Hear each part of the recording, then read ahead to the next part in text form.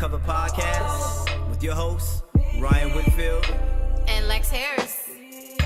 Featuring On My Mind, Hot Spot, Fan Mail, and Pillow Talk. Spark a little romance. Show me your emotion. Y'all ready to connect? Let's go!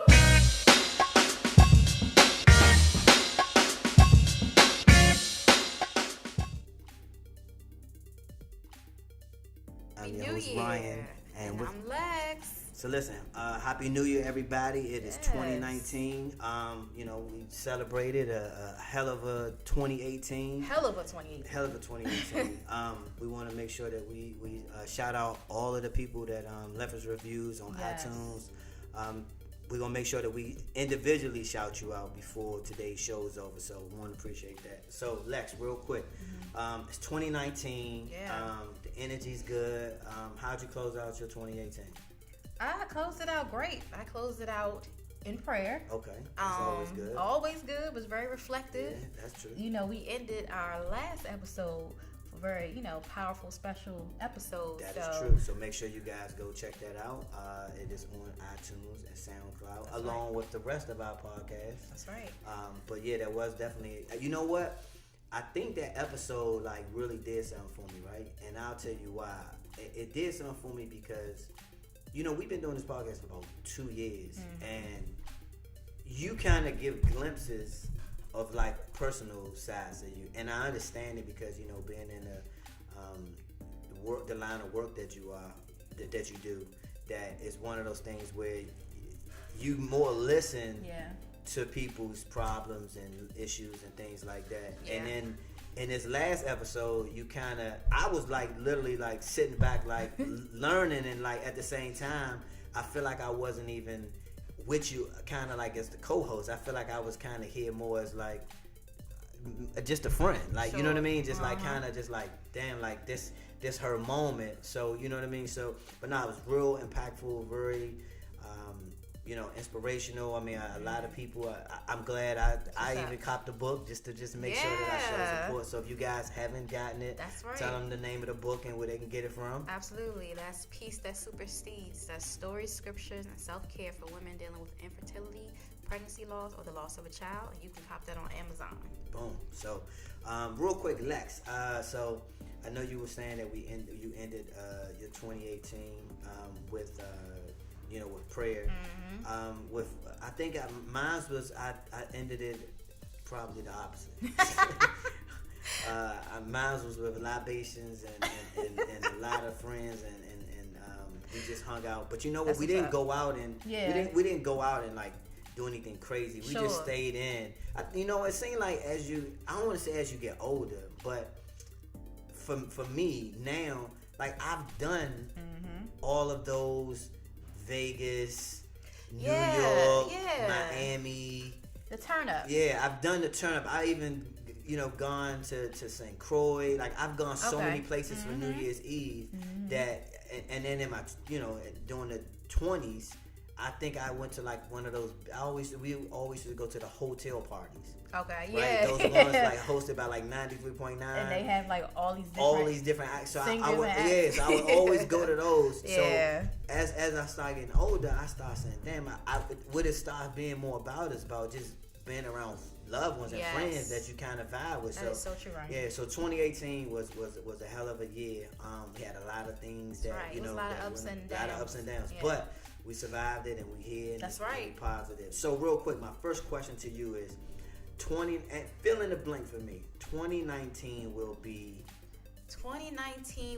filled with joy. Okay. I was going to say for peace for me. 2019 will be peace for me. Yes. So you ready to dive into today's show? Because I'm go. ready to get started. All right. So on my mind, right? I talked to you a little bit about this topic before we got on air. But I really want to kind of really dive in it, right? So I was thinking as people are trying to get to know people, and I notice a lot of people are saying that they want to find a bae or they want to find a partner. Yes. My question to you is the criteria the same? And meaning that do you have the same criteria for dating that you do for a partner? Is the criteria the same? That's a good question, Ryan. I think that's a very broad question too, and I think that it depends. I definitely think that it depends on the person. Okay. From my vantage point. But what about in general? So let's go in general. So let's take most females that are maybe looking for a guy. Like when they're looking for a guy, I know some people be like, I don't have time for the bullshit, right? But is the criteria looking for someone to date and get a relationship, or is it looking for someone to have as a life partner? And I think when you look at it in those two lenses, it's like two different lenses. It's literally like one is like a far lens that looks far away, and another one is kind of close. And I think a lot of times, we get confused by looking for the long term, but in the short term lens. Okay, I hear you. I think that some people, again, I do think this thing is somewhat individualized, but I do think that sometimes people don't date to be in a long-term relationship, or you know what I mean? Like, there are some misconceptions around it. Sometimes I feel like that for example, like for me or some other people that I may know, dating for them may want to lead to a long-term relationship. Like, they're dating with that intention of leading to a long-term relationship. So therefore, they do have certain, like you would say, kind of specific standards, if you will, criteria to help guide that, while they're dating. And then there's some, I think, that just date aimlessly.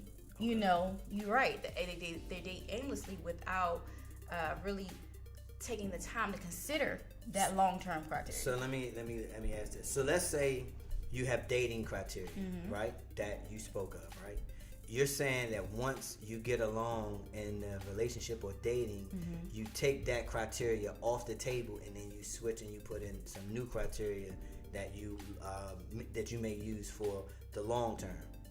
Is that what you're asking? If that's what I'm saying, is that the general idea of what you're speaking of? Like, because you said if they friends that you have, they would meet to date, and then they would see how it goes along, and then they would change to. No, that's not what I'm saying. Okay. What I'm saying is correct me. I will. There are some folks that date with the intention of it becoming long term. So sometimes they start off with that lens of, this is what I need, this is what I'm looking for. I'm not dating you unless I see those things. You get what I'm saying? So those are those things long-term things? Yes. So then therefore they're dating for the life partner. I mean, they're looking for a life partner versus dating, because here's what I'm saying. I'm just speaking like, so from a male standpoint, right? A male, we could go out on dates and date 5 different women, right? But we're not looking for a partner with all 5 women, right? We're looking for the one that is going to make us the most happy, that connect with us the most, that we have some type of a lot of things in common, right? So that's the long-term thing. Like, she a good mom? Does she got her, life together? Can she help better my life? Because I think that's kind of like the important thing. But I can date 15 different females, but I'm only really trying to have one life partner. So I'm not gonna have 2 life partners, because the requirements, the criteria, is a lot more in depth to have a life partner than it is to just date somebody. Do you see what I'm saying? So from your standpoint of things, there's dating, and then there's searching for a life partner. Is that what you're trying to say? And I'm saying the criteria that I would use is definitely different. So I give you an example. I don't care if what the person's credit and what they got going on, if I don't look at them as a life partner. Okay. So why are you dating them? Or I may just be attracted to them, just interested in seeing who they are. I may just want to have fun. They may just be something fun, like to hang out and just, See, you know what? I think this is a good kind of segue into our single sex versus couple sex. The ebook, because the terms are defined in that book, right? Right, that's true. You know what I mean? So it kind of helps it out. I know we had definitions for dating, for exclusivity, and all these other things.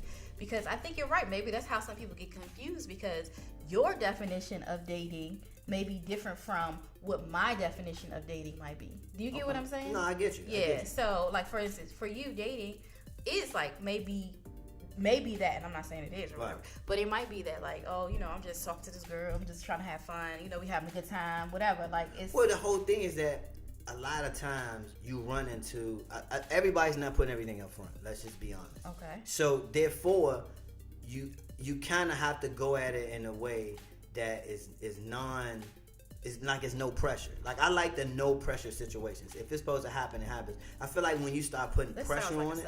No. I just feel like when you start putting pressure on it, I feel like it changes the dynamic. How do you put pressure on it? So I give you an example.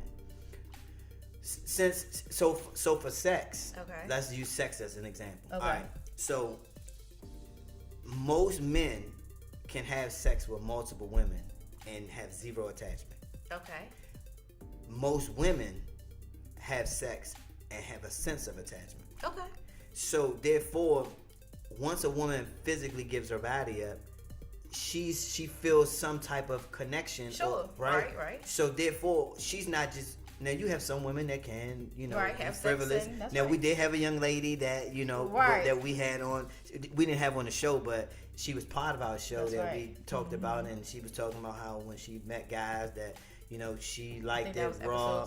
Yeah. So she just kind of went in. So make sure you guys go check that out because that was crazy. But to circle back to what we was talking about, I'm saying now that the dating aspect comes back into play. I'm saying I'm okay with with going out with somebody a couple of times and then trying to see what they're actually like, because you don't really get to see what they like unless you get to a point where they get comfortable. They don't have to necessarily become vulnerable with you, but they have to let their guards down, or they have to let you in a little bit so you can really see what's really going on. If not, let's just say, for instance, so are you saying that's happening in dating? Because I'm getting confused. Yeah, that's happening in dating. Okay. I'm saying in dating, you have that. And I'm saying sometimes if you're looking for a life partner, I'm saying the conversation and dynamics change. You start talking about more serious things and the things that lead to serious things. Okay, so your point here is that people are consistently dating and not allowing it to transition into that conversation. I got the perfect. Is that what you're saying? Somewhat, but I got the perfect breakdown. They just keep having dating conversations. They don't never. I got you. You ready for this? Okay. All right. So listen. Don't say I didn't never do this, but this is going to be a good one, right? Oh, all right. So listen. So dating seems like it's more relevant or is more connected to renting an apartment. So what's the process for renting an apartment? You go to the apartment, you fill out an application. But what about for a house?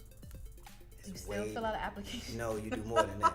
You got, look, for the house, you fill out the application. You got to do what? You got to do your bank statements. You got to do a lot more criteria. So why? One is long-term. The other one is year by year. That is how I'm breaking down this difference between dating versus looking for a life partner. Okay, and I get what you're saying.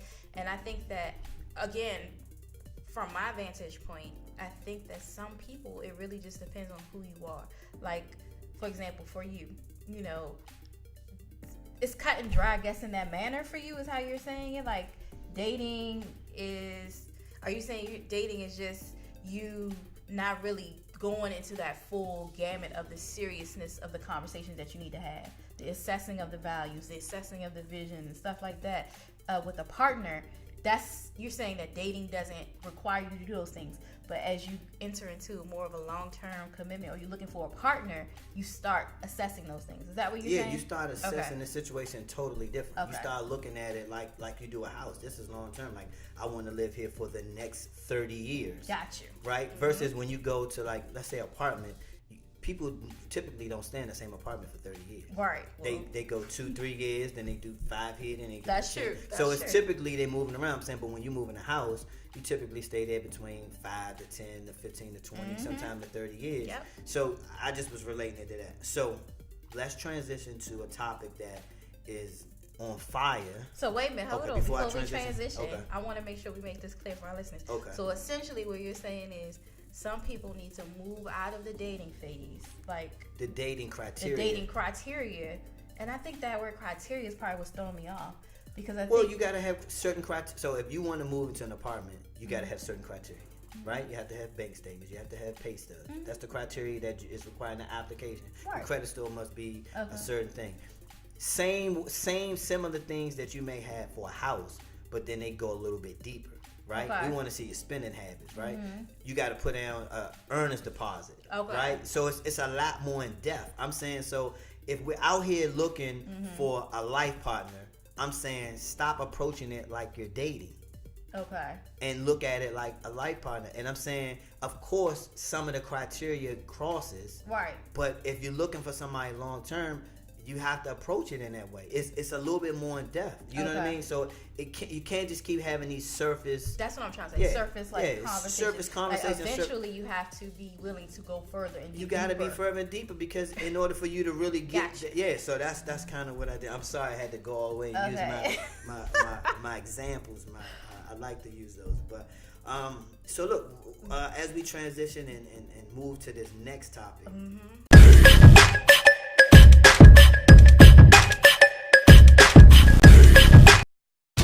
There's a difference between R. Kelly and Robert. R. Kelly's this fun, laughing, loving guy. But Robert is the devil. Did you watch? And what we're talking about is the surviving R. Kelly. So we couldn't do a podcast and not talk about that. It's so relevant right now. Man, I saw all 6. Did you? I saw 6. So they were crazy. So the first thing that comes to mind that I want to ask you is this: can you separate the music from the person's personal actions? No. So you're saying they're all as one? I'm saying, no. For me, that answer is no. You cannot separate it. I think that. So you're saying there's no R. Kelly playing at your house? Not anymore. That's all them things. Not anymore. You know what? It's hard, Ryan, because R. Kelly, he did what typical predators do. He did a really good job of not only getting these girls to trust him, to buy into him, so that he can gain that power and control, but he also did the same type of manipulative tactics with the public. He did the same thing. He gained our trust. He made it so as though we could question, not R. Kelly. He gave us some very intimate songs. But he also did a good job of, and someone said this on the documentary, he did a good job of giving that balance of also inspirational songs to make you feel like, oh, not R. Kelly who wrote I Can Believe I Can Fly. Is capable of these really disturbing things, and it's deeply psychological, what went on with him and what he was doing. So what came to my mind? The first thing that I thought about after watching him, I really was conflicted, because he has a catalog of songs that, I know he does. But he really does. The other thing is this: what do you do with the songs he's written for other people? Do you go and Google and say, list me all of his songs that he's done and all the ones that he's written, and say, okay, I'm not gonna listen to this body of work? I don't know. I think I feel like murky. It's definitely it's really murky. Did I feel like after watching it I could just go listen to an R. Kelly song and be jamming and be fine? No, because in the back of my mind, I'm now thinking dang, did you torture some girl to get some creative vision for this song? Yeah, the stories were pretty vivid. Very vivid. And graphic. So here's what came R. Kelly is a human sex trafficker. He really is. No, but I get it. So, but here's what I realized, and I think that we always talk about, which is a very real topic. Yeah, I feel like being that it happened to him, I feel like it knocked the consciousness of what he was doing away. Well, here's what I'm saying: if somebody is sexually assaulted or molested, I'm saying they normally have, don't they? In your field, you talk about, don't they normally have troubles recognizing if that's right or wrong? Because it seemed like he was repeating the same thing. He was, Ryan, R. Kelly probably was ideally stuck in a stage of development based upon the things that happened to him, because I believe those things happened to him from childhood through adolescence. Right. And so he probably was stuck within that time frame, because, most of the times when people have gone through a traumatic situation, they do sometimes at times get stuck in that area of development. That trauma. Yeah. Okay. But, there's still this thing where, you know, R. Kelly, you could tell he knew that what he was doing was wrong because his, I'm not trying to say, some of his staff on the documentary pretty much mentioned how he would say to them, like, I know I'm messing up, or I know this isn't right, or I'm gonna get caught. I know. So you know these things. And the crazy thing is, he kept recording all of them. All of them. So he know at some point, yes, it's terrible. So that means that he was sick. He was definitely sick. He's definitely sick and has an illness. He does. However, but he was aware and conscious of his behavior. And at some point, you have to be willing to accept, you know, responsibility for your behavior and seek out the help that you need when you are conscious of it. You know what? That's like me saying what happened to me. Now I don't like to, you know, be around children or be around babies. No, I have to take responsibility for my own healing. Right. And the same thing for him. You know, you have to take responsibility for your own healing. And he was conscious of what he was doing. So he's a victim that's victimizing other people. Yes. He never sought out his healing. Instead, he chose to continue to push out the victimize. Pain. That's right. To work through his pain. Past the pain. And then on the flip side of that pain was the creativity of all the music and everything that came on it. The thing about it is, he naturally has a creative talent. So his talent, in some way, also helped him to express his pain. That's true. You know, and help him work through it. You know, he's very talented. Yeah, you know, that's a natural gift, and he used that gift in a very perverse way, unfortunately. I googled R. Kelly 2019 concerts. Yeah. No concerts. 2019? None. Wow. The only one he has, I think, either was in February or March or April, and it was in Germany. Really? So here's my takeaway. But you know what, Ryan? What? He also, and they were saying this on the news this morning. You know, I love watching Good Morning America. That hasn't stopped or changed, but they were saying how his sales increased. You know what I mean? Well, and people streamed the streams increased. The streams increased. But the streams can increase. Mm-hmm. But if you ain't booking no shows, you make more money off shows than you do streams. I mean, I get you're saying, but my point here is he's still making money off the fact that people he's still making money. And you know, Jada Pinkett even did. I don't know if you saw her soundbite, but she actually had put something out on her page, really just confused by the whole matter of, you know, she was really upset and was like, I really don't want to believe that we don't value the lives of black women. You know, I really don't want to believe that this is the hype, because we have people who are still streaming his music or trying to listen to him, download his music. So she said, I really, truly don't want to believe that that's the reason why, because we don't value black women. Right, you know? and it's just, I think it's just such a hard tug of war for people to separate the two. I think they look at it as one. It is. I mean, it was. The one thing that I kind of felt like it threw me off was when the mom went to L.A.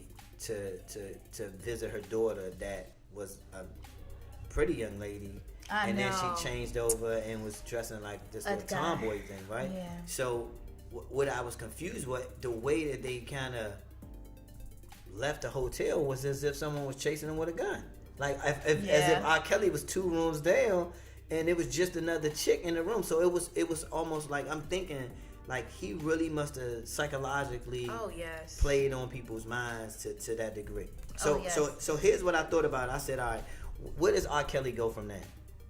And I thought about that, right? And here's what I came up with. Okay. Let everybody go. Let everybody go. Let all women go. And do some type of public admission to having a problem. Check yourself into some place that can deal with his problem, and probably build a relationship with his kids. And I feel like if people see him making that effort, he will continue and be able to still have a life after surviving R. Kelly. That's just my take on it. I mean, yeah, I think that you're right. It does start with a level of awareness. You know, unfortunately, he still denied the things that he had done, and is still denying it to this day, which is very unfortunate, which would lead me to believe that his process to healing, his road to recovery would be long because that's the first step, being able to recognize that you have a problem. He might need a therapist team. Yeah, he definitely needs a lot of things. No, I'm just saying, like, for sure. Yeah, I mean, I don't, and the funny thing is, I'm looking at this and I'm saying, if he saw what happened to Bill Cosby, and he sees what happens to these other guys, I'm saying to myself, like, he gotta know that this one is probably not gonna just blow over, because the awareness of issues and sexuality and things like that is so heightened. So the fact that we have in the Me Too movement, the fact that he's been doing this for decades, and they made this documentary now of multiple women, right? And now also these women that are still with him and kind of brainwashed with him. You're right. I think that this may make it a little more difficult for him to really escape and wiggle his way out of this. He's past the whole, and so the whole thing is that so that way we don't just stay on beating him up forever. But we're not beating. I'm saying beating this subject matter up forever. I'm saying I feel like the main thing that kind of came to mind is that once he got caught, or once it was brought to light about the underage part, it seemed like he got smarter. Right? Right. Whereas he would wait to make sure that they were either 18 or 17 going on 18. And now I feel like, guess what's going on now? What?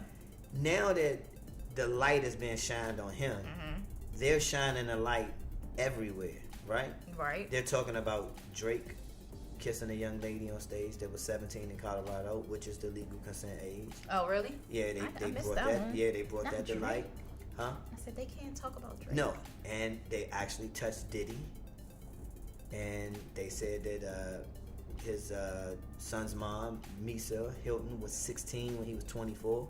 Okay, wow. So it's I think the rocks are being lifted. Shit is getting real. They are. Shit is getting real. This Me Too movement is real. It's a whole movement. So as a woman, right? I'm a step out of your co-host for a minute, and I want to kind of ask you just a personal question, right? Okay. Here's my personal question. On the Me Too movement, right? Okay, you brought it to light about Drake. You brought it to light about Diddy. We're bringing this stuff to light with R. Kelly. I feel like I knew how to deal with the R. Kelly thing by me just sharing with you, my thought on how he can kind of heal himself. Sure. And allow America or his fans to see the redemption, see his empathy towards the people that, he may have hurt, and kind of, ask for a public's forgiveness, if you would say. Okay. Now, uncovering all these different rocks, tell me what you feel like from the Me Too standpoint. What's the ultimate goal? Is it just to shed light on everybody that has done something, or because if we do that, just real quick, we do that, there's a lot of rocks that are gonna be uncovered, from the past.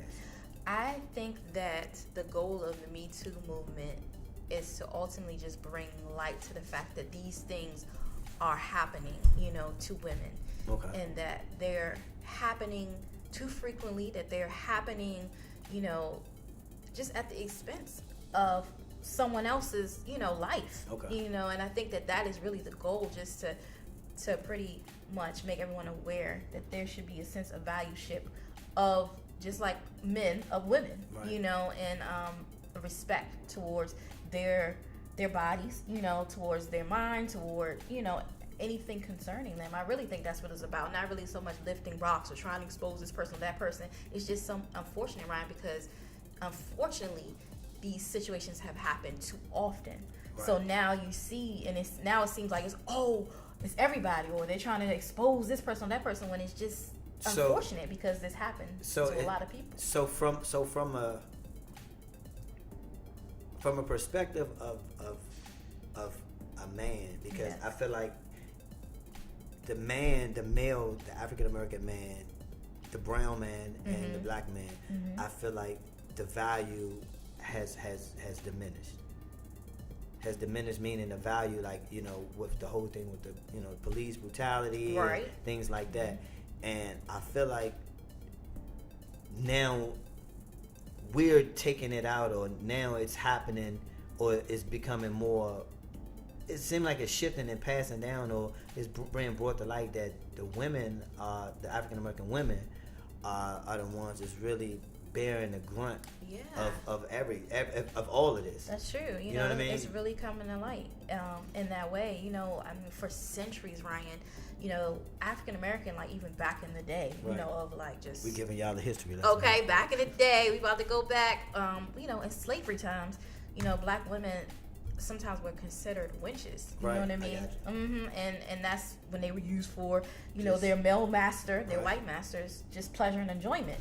You know, and so just imagine, it's like centuries of this going on, and then to have people of your own race or culture, you know, also attempt to suppress you in that way. That's a lot. It's pretty heavy. It's really a flip side, right? So look, the flip side is that as much devaluing is happening to women, guess what? Women are winning even more in society, especially African American women, than ever. Explain. Well, I'm saying I'm saying more women. I'm saying more women are educated, are going to college. Women are actually that's what I'm saying. That's what I'm saying. The most educated. Shout out to us. Yeah. So from a social media and standpoint, like a lot of black women have like that's true. You're right. Yeah, the household income has definitely increased. Successes. Yeah, a lot of jobs and careers, a lot of things that like doors have been knocked down as far as you see the Republicans and you see that the not just the Republican but the even you're right. The House of Representatives. Yeah, you're talking about just for this recent election. Yeah, more women. It was more women. So the woman movement has definitely like took shift. Are you feeling a little overpowered over there? Nah, I'm not feeling. Nah, listen, I'm all about it. I'm all about you know equality for both sides. Like I love women. Ryan is very supportive. Yeah, I'm very supportive. All right, so I wanted to move to something that we talked about in our book, right? Right. And I know if I bring this up, you're immediately going to be able to kind of jump in on this. Okay. So what I wanted to share and kind of have a did you know moment is that I wanted to talk to people, and because we talked about the whole dating thing, about recognizing something, right? And recognizing charm versus romance. Yes. Right? And I wanted to kind of so I wanted to kind of talk about like the difference between the two. Sure. And then how, you know, a lot of times like, you know, the whole aspect of charming is when people do things for you with selfish intentions or, you know, with a motive. And then if you know, trying to get into the aspect of romance is when someone does something for you special and they don't actually want anything in return. They just want to make you feel special. More selfless. Yeah. But here's the thing. I feel like in order to be romantic, I feel like it has to be a safe place. Right? And I'll tell you why. If a man is romantic and a woman does not have has not created a safe place and she's not in that mind space, she just plays the guy. Yeah. So the biggest thing that we're sharing this with you because of course we have a book called Intimacy and Cover. It's on Amazon, so it's ready to be pre-ordered. So make sure you guys go tune in to not tune in, but check it out on Amazon. Absolutely. But I wanted to share that and talk about this topic because, you know, when we underline it and we discuss it in the book, you know, it kind of it's easy to just say the charm and then the romance thing, right?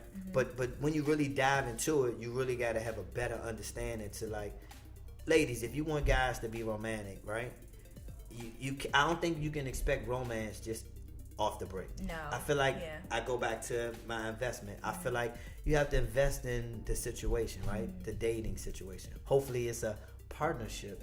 The life, you're looking for a life partner and you want to be romantic to that situation. That's true. If we just dating, I'm not probably going to be the romantic guy on every occasion. I'm being honest too, Brian. I think romance, when you're romancing someone, there's a level of really knowing them. Okay. You know, with that. And so you're saying they have to actually have some intimacy?